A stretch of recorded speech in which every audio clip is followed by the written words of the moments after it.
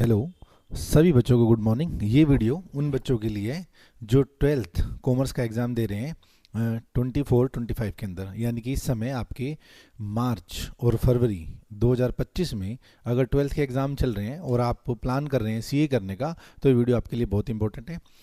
CA करने के तीन ही स्टेप हैं। First is CA foundation, second is CA intermediate and third is CA final. And entire duration of CA is near about 4.5 year. मैंने near about क्यों बोला है उसका रीज़न थोड़ी देर में बताता हूँ। अगर आप इस समय ट्वेल्थ का एग्ज़ाम दे रहे हैं फरवरी या मार्च 2025 में, तो आप सीए फाउंडेशन का एग्ज़ाम दे सकते हैं सितंबर 2025 में। सर अगर हम सितंबर 2025 में एग्ज़ाम दें तो हमें क्या क्या करना पड़ेगा, उसके लिए एडमिशन की प्रोसेस क्या रहेगा, उसकी डिटेल चर्चा करते हैं। सबसे पहले सबसे इंपॉर्टेंट बात बता देता हूँ। अगर आप सितंबर में एग्ज़ाम देना चाह रहे हैं सीए फाउंडेशन का, तो आपको 1 मई 2025 से पहले सीए के अंदर अपने आप को क्या कराना पड़ेगा, एनरोल। तो ये 1 मई आपकी लास्ट डेट ऑफ एडमिशन है फॉर सितंबर एग्जामिनेशन। अब तो सबसे पहले हमने बात की सीए फाउंडेशन की। सीए फाउंडेशन की यहाँ पे डिटेल चर्चा की जाएगी। सीए फाउंडेशन का सिलेबस भी मैं अभी आपको दिखाऊंगा। सीए फाउंडेशन के अंदर देयर आर 4 एग्जाम, 4 पेपर्स। पहला पेपर है आपका अकाउंट्स का और ये 100 मार्क्स का आपका फुल फ्लैश पेपर है 100 मार्क्स का। सर ये जो अकाउंट्स का पेपर है 100 मार्क्स का, इसका सिलेबस मैंने कहा ये देखो। Topic number 1 theoretical framework of accounting, ये आपने कभी ना कभी +1 क्लास में पढ़ा होगा। Meaning and scope of accounting, accounting concept, accounting principle, accounting convention, capital and revenue expenditure, accounting policies और कुछ valuation principles etcetera. Chapter number 2 accounting process, ये भी आपने कभी ना कभी +1 क्लास में पढ़ा हुआ है। जैसे journal, subsidy books, cash book, ledger का फॉर्मेट, पोस्टिंग कैसे की जाएगी, सब्सिडी बुक्स कैसे बनाई जाएंगी, ट्रायल बैलेंस कैसे बनाया जाएगा और rectification of error. Second chapter भी आपने कभी ना कभी +1 में स्टडी किया हुआ है। Next chapter is bank reconciliation statement, बड़ा इजी से चैप्टर है।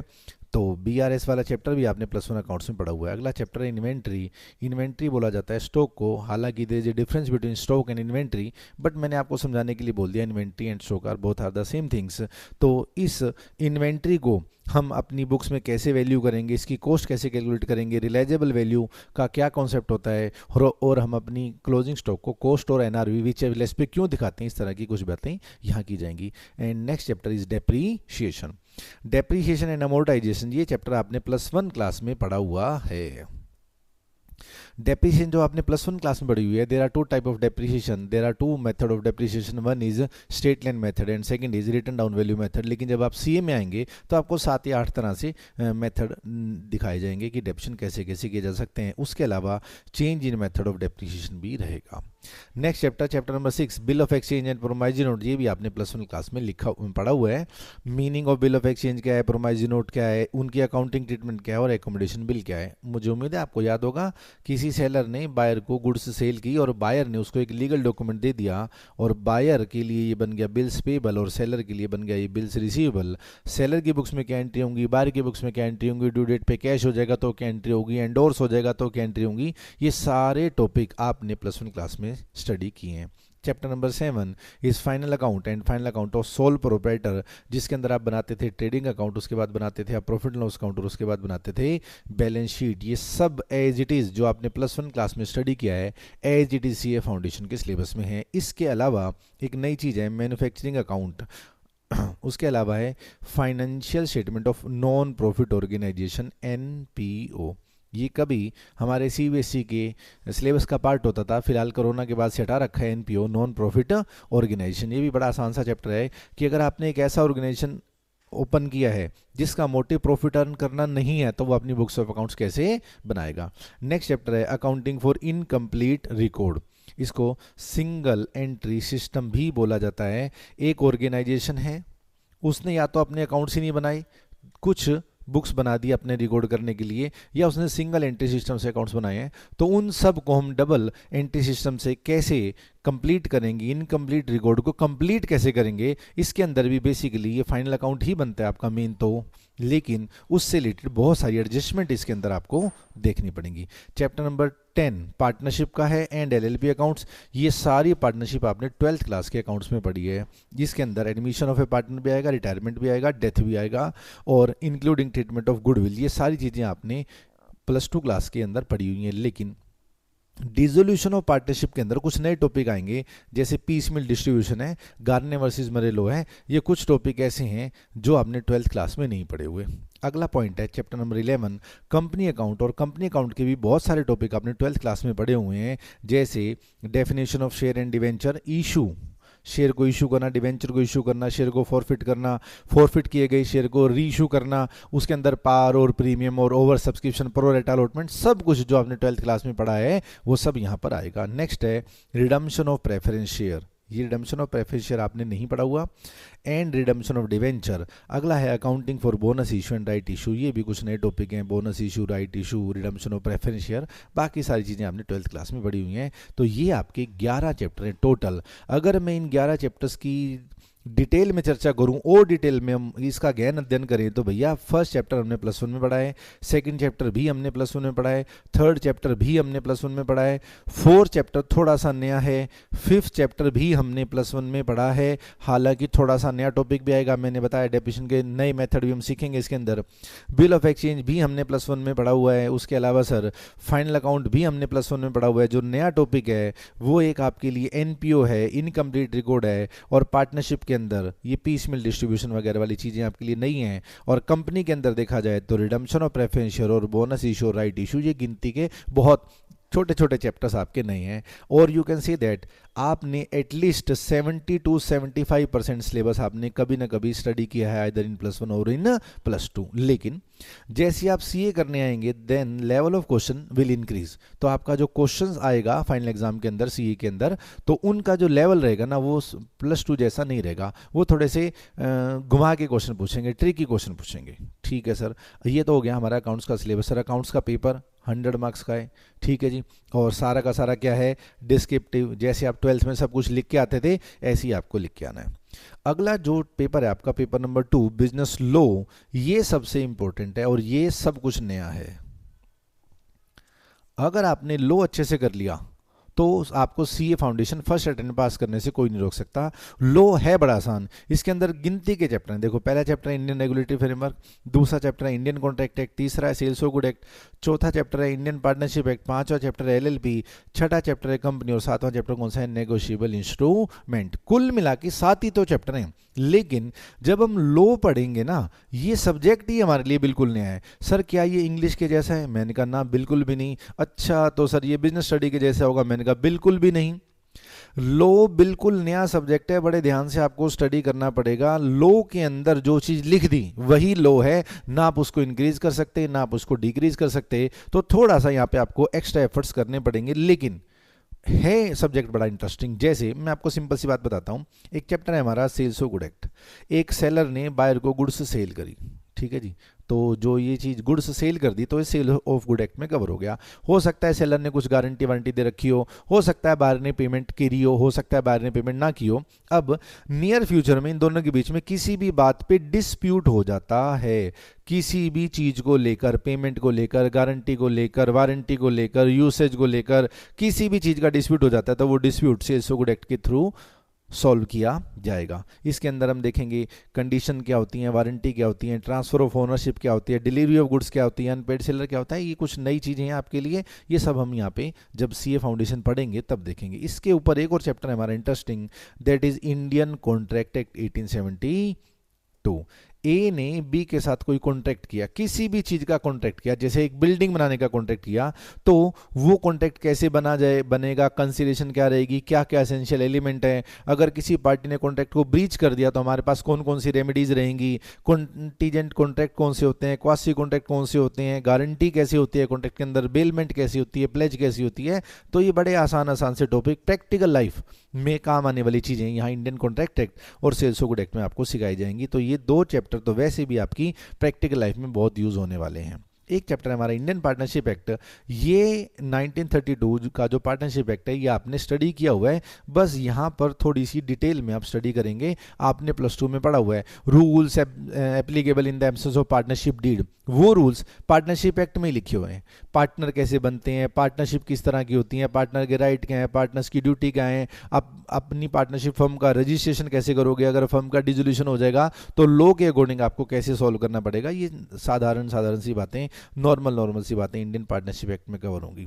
नेक्स्ट है LLP। आपने बहुत सुना होगा, LLP is a new form of business. ये कॉरपोरेट और सोल ट्रेड के कॉम्बिनेशन को, हाइब्रिड सिस्टम को रिप्रेजेंट करती है।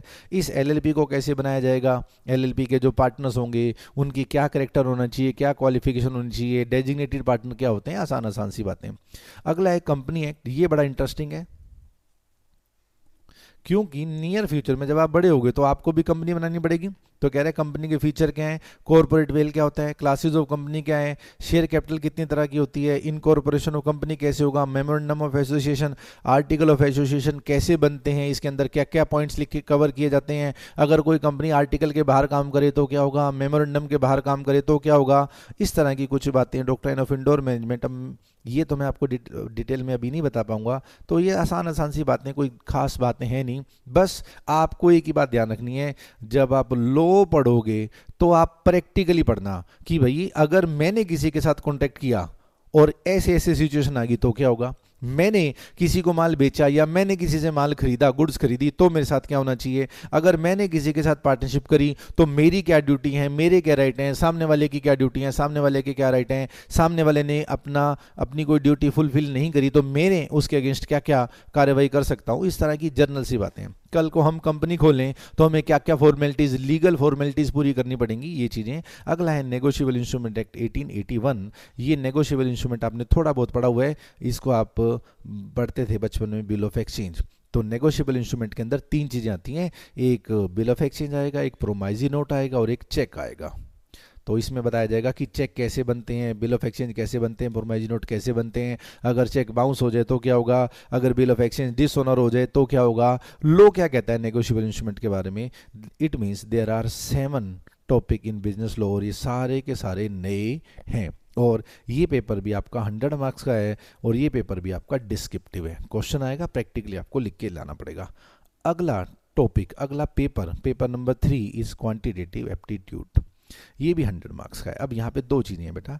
पहली बात, ये मैथ नहीं है, इसका नाम क्वांटिटेटिव एप्टीट्यूड है। इसके अंदर 3 चीज़ें कवर होंगी। फर्स्ट इज मैथ, ये आएगा आपका 40 मार्क्स का। सेकंड इज स्टैट्स, ये फिर आएगी आपकी 40 मार्क्स की। थर्ड इज लॉजिकल रीजनिंग, ये आएगी 20 मार्क्स की। और टोटल मार्क्स कितने हो गए, 100। पहली बात तो ये, मैथ सिर्फ 40 मार्क्स का कवर होगा। ठीक है सर, बहुत अच्छी बात है, हमारे पास मैथ नहीं था तो हम इधर से मार्क्स ले सकते हैं। मैंने कहा इस क्वांटिटेटिव एप्टीट्यूड के पेपर का जो पैटर्न है वो रहेगा MCQ, मल्टीपल चॉइस क्वेश्चन रहेंगे। एक क्वेश्चन के 4 आंसर रहेंगे, ABCD, और जो सही आंसर होगा उसको आपको ऐसे हाईलाइट करके आना है, डार्क करके आना है, सर्कल को फिल करके आना है। ठीक है जी। अब इसके अंदर क्या क्या चीज़ें आएंगी, बिजनेस मैथ, लॉजिकल रीजनिंग और स्टैटिस्टिक्स। सबसे पहले बात करते हैं बिजनेस मैथमेटिक्स की, जो हमारे सिर्फ 40 मार्क्स का एरिया है। सबसे पहले आएगा ratio proportion, equations, linear equation, mathematics of finance, simple interest क्या होता है, कंपाउंड इंटरेस्ट क्या होता है, ये तो 10th क्लास का टॉपिक है। ठीक है जी।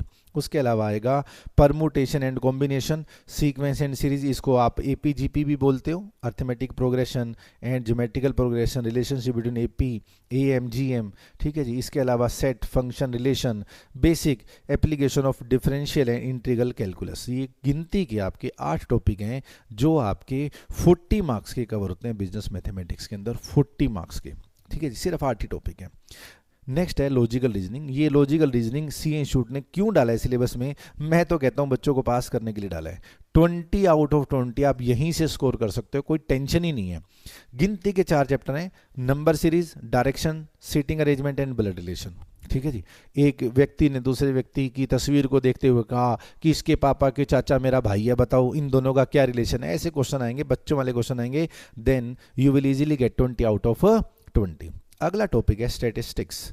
ये स्टैटिस्टिक्स आपने कभी ना कभी इकोनॉमिक्स में पढ़े होंगे, जैसे statistical presentation of data, diagrammatical presentation of data, frequency distribution, graphical representation of data, frequency polygon. इसके अलावा है सैम्पलिंग, उसके अलावा है measurement of central tendency and dispersion. इसके अंदर आपके टॉपिक आएंगे mean, mode, median, quartile deviation, standard deviation, coefficient of variance. इस तरह की आसान सी बातें ये आपने कभी ना कभी इकोनॉमिक्स में जरूर पढ़ी होंगी। उसके अलावा आएगी जी आपकी प्रोबेबिलिटी, उसके अलावा आएगा आपका थ्योरेटिकल डिस्ट्रीब्यूशन। ये टॉपिक थोड़ा सा नया है, इसके अंदर कुछ थ्योरम्स आएंगी, बायनोमियल डिस्ट्रीब्यूशन, पॉइजन डिस्ट्रीब्यूशन, इस तरह की। अगला टॉपिक है कोरिलेशन एंड रिग्रेशन, अगला टॉपिक है इंडेक्स नंबर। तो ये गिनती के आपके 18 टॉपिक हैं टोटल क्वांटिटेटिव एप्टीट्यूड के, जिसमें से पहले 8 टॉपिक किसके हैं, मैथमेटिक्स के, अगले 4 टॉपिक किसके हैं, लॉजिकल रीजनिंग के, और 13 से लेके 18 तक यानी कि फिर से ये 6 टॉपिक आपके किस चीज़ के हैं, स्टैटिस्टिक्स के। सर ये जो अभी अभी आपने बताया 40 और 20 टोटल 100 मार्क्स, तो सर इस पेपर में पास होने के लिए कितने मार्क्स चाहिए, मैंने कहा 50। तो सर 50% लिख देता हूं। तो क्या सर इसमें से 20, इसमें से 20 और इसमें से 10 अलग अलग लेने कंपलसरी है? Answer is no. आप इस 100 में से कहीं से भी 50 मार्क्स ले सकते हैं। और मैंने आपको बताया LR लॉजिकल रीजनिंग तो दी ही बच्चों को पास कराने के लिए, 20 में से 20 ले आओ। हम ज़्यादा पॉजिटिव नहीं होते, 18-19 ले आएंगे तो बाकी बचा ही क्या स्कोर। हमारा ये जो स्टेट्स है ये बड़ा आसान है, इसमें से भी फुल मार्क्स नॉर्मली बच्चों के आ जाते हैं। अगला टॉपिक है हमारा paper number 4। Paper number 4 is business economics. ये भी कितने मार्क्स का है जी, 100 मार्क्स का। सर इस क्वेश्चन, इस पेपर की खास बात, मैंने कहा इस पेपर की खास बात ये MCQ है। एक क्वेश्चन के बाद 4 आंसर होंगे, 4 आंसर्स होंगे। जो सही आंसर होगा वो आपको ऐसे सर्कल करना पड़ेगा। कितने मार्क्स का क्वेश्चन आएगा, 1 नंबर का क्वेश्चन आएगा। 100 मार्क्स के लिए 100 नंबर के क्वेश्चन। इस बिजनेस इकोनॉमिक्स में जो कंटेंट है, सबसे पहला क्या है, introduction of business economics, basic problem of economy, what to produce, how to produce, how much to produce, for whom to produce. अगला टॉपिक है theory of demand and supply. ये टॉपिक भी आपने कभी ना कभी इकोनॉमिक्स में पढ़ा हुआ है। लॉ ऑफ डिमांड क्या होती है, इलास्टिसिटी ऑफ डिमांड क्या होती है, price, income and cross elasticity of demand क्या होती है, consumer behaviour, meaning and determination of supply, law of supply, elasticity of supply. ये आसान आसान से टॉपिक। अगला टॉपिक है theory of production and cost, meaning and factor of production, short run cost क्या होती है, लॉन्ग रन कॉस्ट क्या होती है, लो वेरिएबल प्रोपोर्शन क्या होता है, उसके अलावा short run and long run cost क्या है, एवरेज कॉस्ट क्या है, मार्जिनल कॉस्ट क्या है, टोटल कॉस्ट क्या है, फिक्स कॉस्ट क्या है, वेरिएबल कॉस्ट क्या है। ये सब आसान आसान सी बातें आपने कभी ना कभी आइदर इन +1 और इन +2 रीड करी है। नेक्स्ट टॉपिक बड़ा इंपॉर्टेंट है एग्जाम पॉइंट ऑफ व्यू से, मार्क्स बहुत अच्छे देता है, price determination under different market. कौन कौन से मार्केट पढ़ी आपने? सर हमने पढ़ा था परफेक्ट कंपटीशन, हमने पढ़ा मोनोपोली, हमने पढ़ा मोनोपोलिस्टिक कंपटीशन। उसके अलावा इन सब के अंदर प्राइस डिटर्मिनेशन आएगा इन सब के अंदर। तो ये डिफरेंट मार्केट के अंदर price determination and price output determination under different market form, ये चैप्टर नंबर 4 भी आपने कभी न कभी बड़े अच्छे से पढ़ा है।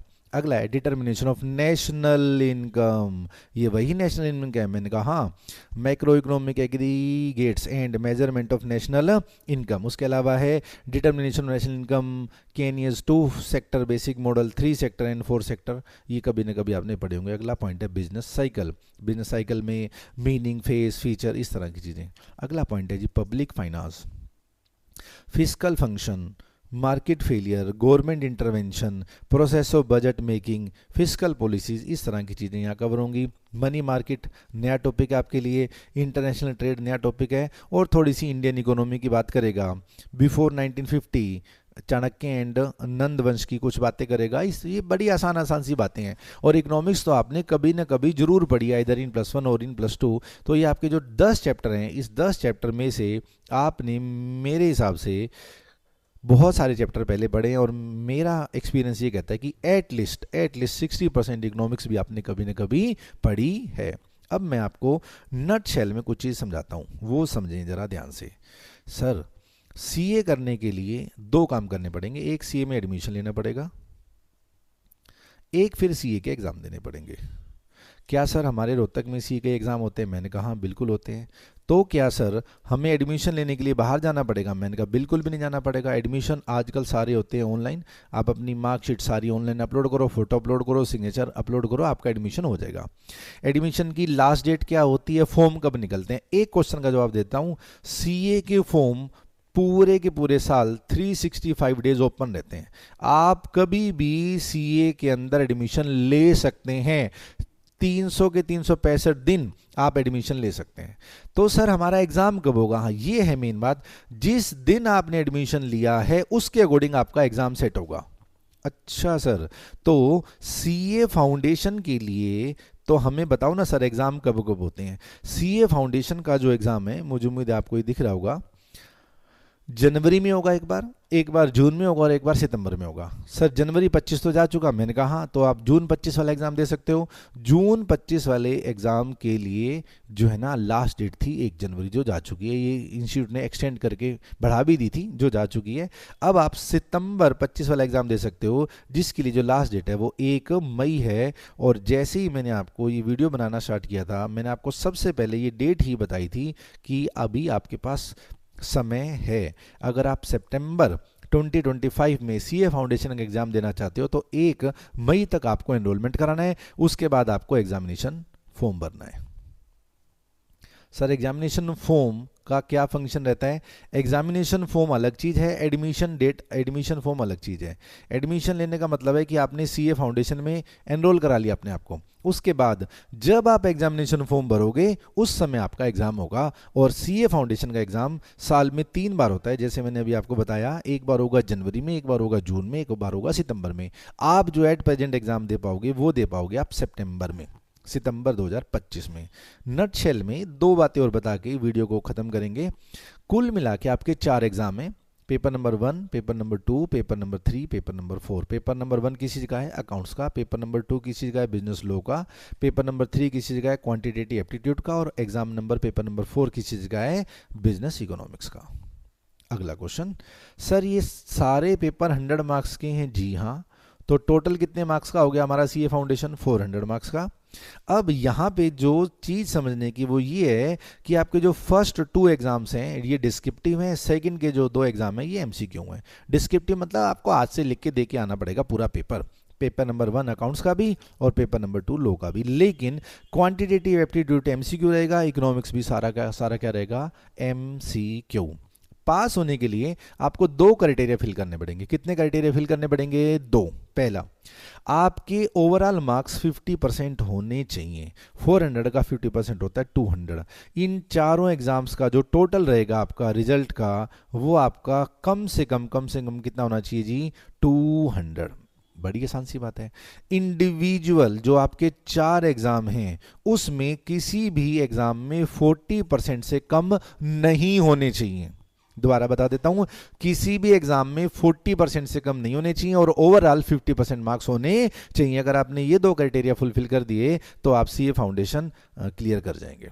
सर इसका मतलब मान लो सर हमारे पास मैथ हमारा वीक है और मान लो सर हमारे मैथ में 45 मार्क्स आए, तो मैंने कहा कोई बात नहीं, क्या ये 40 से ज़्यादा हैं? यस। इन चारों सब्जेक्ट का जो टोटल है वो अगर 200 से प्लस है या 200 है और किसी भी सब्जेक्ट में 40 से कम नहीं आए तो आप अच्छे से क्लियर हो जाएंगे, कोई प्रॉब्लम आने वाली नहीं है। मतलब मैं देसी भाषा में बात करूं तो यहाँ जो 5 मार्क्स आपके कम हैं वो और किसी सब्जेक्ट में आपको 5 मार्क्स एक्स्ट्रा लेने पड़ेंगे। और घबराने वाली बात है नहीं। देखो अकाउंट सबको आता है, लो सबके लिए नया है। देखो कितनी अच्छी बात है, अकाउंट्स सबको आता है, लो सबके लिए नया है। बचा क्या? मैथ और इकोनॉमिक्स।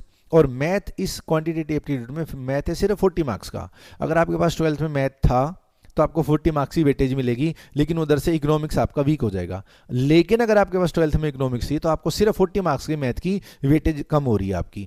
400 में से मैथ आपका सिर्फ 40 मार्क्स का है, जो आपको थोड़ी सी मेहनत करनी पड़ेगी। इकोनॉमिक्स सेम है, अकाउंट्स सेम है और आपका जो बिजनेस लॉ है ये बिल्कुल नया है। तो ऐसा मत सोचें कि हमारे पास मैथ नहीं था हम कैसे करेंगे। कुछ बच्चे कहेंगे सर हमारे पास मैथ ही को दोनों थी, हमने एडिशन लिया था। बहुत अच्छी बात है, आप फिर बहुत अच्छे स्कोर ले पाएंगे सीए फाउंडेशन में और ऑल ओवर इंडिया एक रैंक भी आप ले पाएंगे। तो मुझे उम्मीद है ये छोटी सी वीडियो आपको अच्छे से समझ में आ गई होगी। लास्ट बात फिर बता देता हूँ, 12th के बेस पर अगर आप सीए में एडमिशन लेते हो और सीए फाउंडेशन रूट में जाना चाहते हो तो आपके पास गोल्डन अपॉर्चुनिटी है सितंबर 25 में ही फाउंडेशन पास करने की। अगर आप अर्ली डिसीजन ले लेते हैं सीए करने का, हेल्दी डिसीजन ले लेते हैं सीए करने का, तो आप मेरे हिसाब से जो बच्चा इस समय 12th क्लास के एग्जाम दे रहा है वो बच्चा 21 मैक्सिमम 21.5 साल में सीए बन सकता है। आई होप कि ये वीडियो आपको अच्छी लगी होगी और अगर आपको कोई डाउट हो तो स्क्रीन पे आपको नंबर दिख रहे हैं, आप कॉल करके अपडेट ले सकते हैं। थैंक्स।